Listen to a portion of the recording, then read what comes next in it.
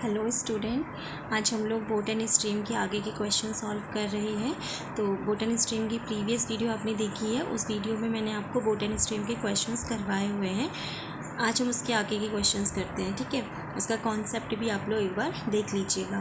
देखिए क्वेश्चन है, a boat goes 12 kilometres downstream and comes back to this starting point in 3 hours. If the speed of the current is 3 kilometers per hour, then the speed in kilometers per hour of the boat in still water. देखो मैंने आपको बताया था boat in still water जो है, यानी कि आपको एक्स की वैल्यू निकालनी है। हमारे पास ये है कि वो 12 किलोमीटर डाउन स्ट्रीम में जाता है और वापस भी आता है। इसका मतलब डिस्टेंस जो है वो 12 किलोमीटर जाने की है, 12 किलोमीटर आने की है, और उसे आने और जाने में 3 घंटे का समय लगता है, ठीक है।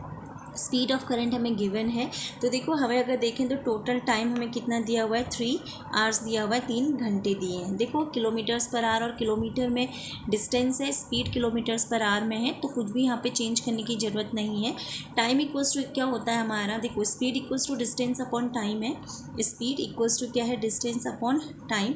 तो टाइम इक्वल्स टू क्या हो जाएगा हमारा, यहाँ से टाइम इक्वल्स टू हो जाएगा डिस्टेंस अपॉन स्पीड। तो डिस्टेंस कितनी है, देखो डाउन स्ट्रीम में कितनी है उसकी डिस्टेंस, 12 किलोमीटर वो जा रहा है। स्पीड क्या होगी डाउन स्ट्रीम में, u यानी कि x प्लस वाई। एक्स तो हमें नहीं पता, लेकिन हमें y पता है कितनी है, 3 किलोमीटर्स है, ठीक है। प्लस टोटल टाइम 3 घंटा है आने और जाने का। ये डाउन स्ट्रीम में टाइम हो गया, इसे लिख सकते हो डाउन स्ट्रीम का टाइम, और ये हो गया अप स्ट्रीम का टाइम। दोनों टाइम को मिला करके हमें 3 hours दे रखे हैं, ठीक है। अब देखो जब वो वापस आए तो आएगा भी, अगर जाएगा 12 किलोमीटर तो आएगा भी 12 किलोमीटर। स्पीड क्या हो जाएगी डाउन अप स्ट्रीम की, x-3, ठीक है। अब यहाँ पे देखो सॉल्व करने का तरीका क्या होता है कि हम इसे क्रॉस मल्टीप्लिकेशन से सॉल्व करें, लेकिन वो आपका लेंदी प्रोसेस हो जाता है। इसलिए आप यहाँ पे क्या कीजिए, ऑप्शंस में से वैल्यू रख करके इसे सॉल्व कर सकते हैं। और यहाँ पे देखो अगर भी ऑप्शन है टोटल 3 hours आ रहा है, टोटल अगर मैं 8/3 ये 8 रखती हूँ तो 8 + 3 11 हो जाएगा, 12/11, यानी कि पूरा कटने वाला नहीं है, ना ही ये पॉइंट में कटेगा, ठीक है। अगर मैं 9 लिखती हूँ तो देखो 9 + 3 हो जाएगा यहाँ पे। अगर मैं सेकेंड 9 लिखती हूँ तो देखो 12, 9 + 3 कितना हो गया, 12 + 12/9 - 3 हो गया 6। 12 1 × 12 1, 6 2 × 12 2, 1 + 2 कितना हुआ, 3 hours। तो देखो अगर मैंने x की वैल्यू यहाँ पे 9 रखी तो मेरा LHS बराबर क्या आ गया, RHS। इस तरीके से आपको एग्ज़ाम में अपने ऑप्शंस में से एलिमिनेट करके सॉल्व करना है। जहाँ पे आपको लगे कि लेंदी जा रहा है कोई प्रोसेस, तो आप वहाँ पे ऑप्शंस अपने इक्वेशन में रखिए, सॉल्व कर लीजिए। तो इसका आंसर कितना हो जाएगा, 9 किलोमीटर्स पर आवर्स आपका क्या हो जाएगा, आंसर हो जाएगा, ठीक है। तो ये आपका मेथड था, हिट एंड ट्रायल मेथड, जिसमें हमने ऑप्शंस में से वैल्यू रखी है, ठीक है। अगर आप इसे बेसिक से करते हैं तो देखो बेसिक वाला पोर्शन मैं बताती हूँ, यहाँ से हम कैसे सॉल्व करेंगे। देखो सबसे पहले हम इन दोनों के LCM लेंगे जब डिनोमिनेटर्स का, तो इन दोनों को आपस में मल्टीप्लाई करेंगे। तो a + b a - b that is a² - b², ठीक है।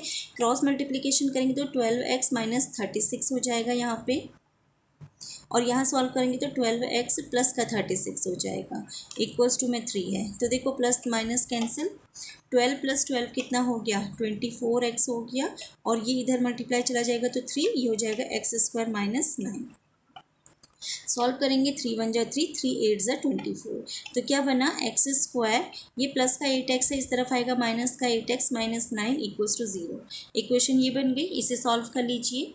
आप लोग बैंकिंग के एस्पिरेंट हैं तो आपको पता है कि ये इनइक्वालिटी का क्वेश्चन है, कैसे सॉल्व होना है। माइनस माइनस में रूट होंगे प्लस माइनस, 9 1 × 9, 9 के ऐसे फैक्टर्स जिसको माइनस करके 8 आए, 9 - 1, और देखो माइनस करके बड़े के आगे साइन लगता है प्लस का, छोटे के आगे माइनस का।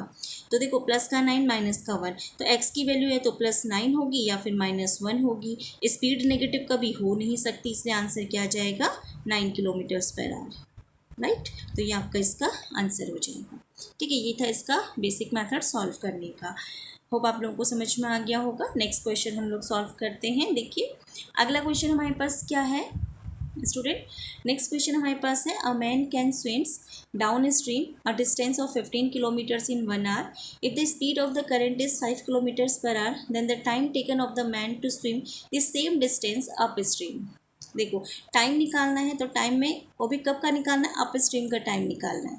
तो हमारे पास क्या होगा, time equals to distance upon upstream speed होगी।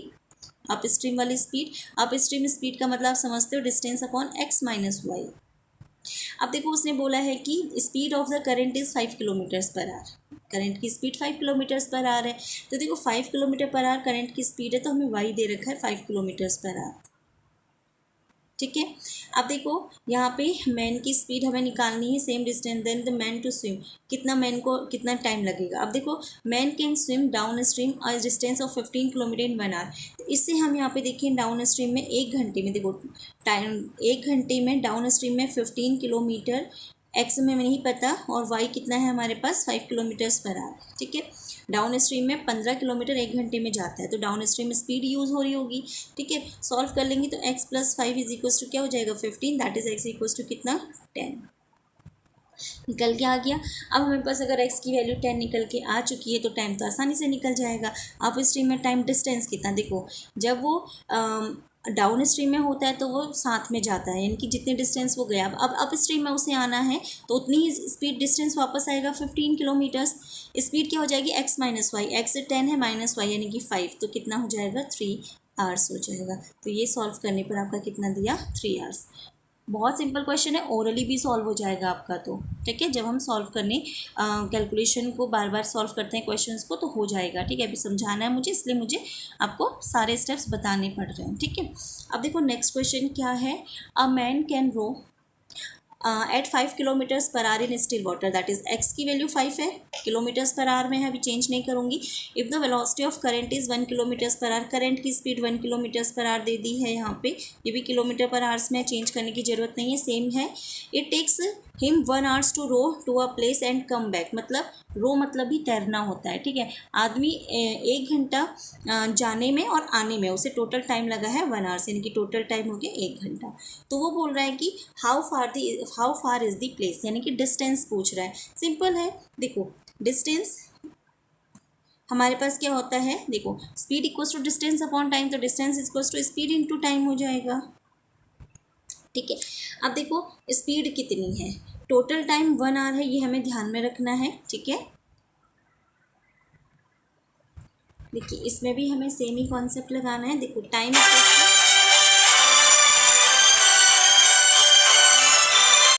अब हम इसे सॉल्व करते हैं। नेक्स्ट ये क्वेश्चन हमारा था distance equals to speed upon time, में डिस्टेंस फाइंड आउट करनी है इसमें। तो देखो टोटल टाइम जो हमें मिला है, यहाँ से अगर देखें तो हमारे पास अप स्ट्रीम स्पीड है 5 + 1 that is 6 kilometres per our, और वैसे ही अगर हम डाउन स्ट्रीम स्पीड की बात करते हैं v, ये बन जाएगी हमारी 5 - 1 4 किलोमीटर्स पर आवर। ठीक है।